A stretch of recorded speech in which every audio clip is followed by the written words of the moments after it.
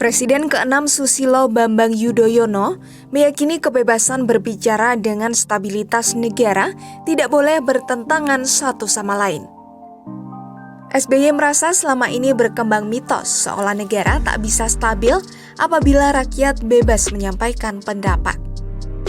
Ia menilai mitos itu muncul pada masa Orde Baru, ketika Presiden Soeharto yang mengutamakan pembangunan dianggap sering menomorduakan demokrasi. Hal inilah yang membuat anggapan masyarakat soal demokrasi dan kemajuan ekonomi tak bisa berjalan beriringan terus berkembang. Namun seiring berjalannya waktu, kondisi politik Indonesia semakin membaik.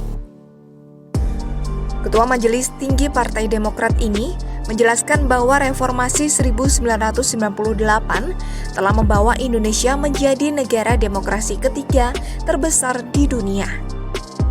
Selain dari segi demokrasi, pertumbuhan ekonomi Indonesia juga dinilai lebih stabil.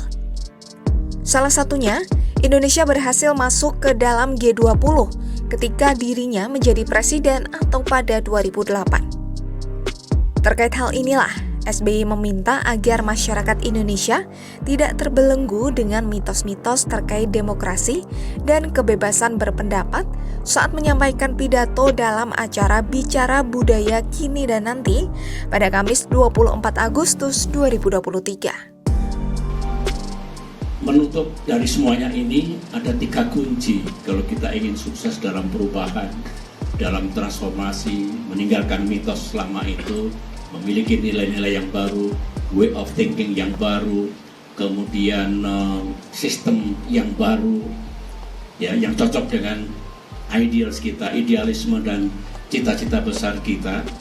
Maka yang penting adalah kebersamaan kita, pemimpin, dengan semua elemen bangsa. Satu, bertekad dengan bulat, do something secara serius, sungguh-sungguh menuju Indonesia yang lebih baik. Mitos yang lampau itu saya yakini bisa kita patahkan. Jangan sampai ada dalih politik apapun seolah-olah kita harus memilih kalau ekonomi maju harus menerima demokrasinya terseok, ataupun supaya negaranya aman merupakan kebebasan. Should not be that way. Tidak harus begitu. Karena kita pernah membuktikan semuanya bisa dihadirkan. SBY di acara itu juga berbicara soal mitos yang membelenggu orang Indonesia selama ini. Mitos pertama sempat dimuat dalam buku Manusia Indonesia karya Mohtar Lubis.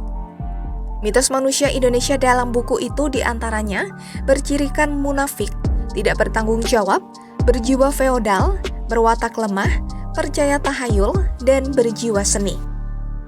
Kemudian, SBY juga mengutip buku Mitos Pribumi Malas, karya Syed Hussein Alatas. Buku itu berisikan bahwa ada mitos, bahwa orang-orang di Asia Tenggara merupakan pribadi yang malas, terbelakang, dan intelektualitas rendah. Meski begitu, SBY menganggap mitos itu sudah banyak berubah di manusia Indonesia saat ini. Ia mencontohkan ciri manusia Indonesia yang ditulis Mohtar Lubis puluhan tahun silam itu, kini sudah mulai mengalami perubahan ke arah yang lebih baik.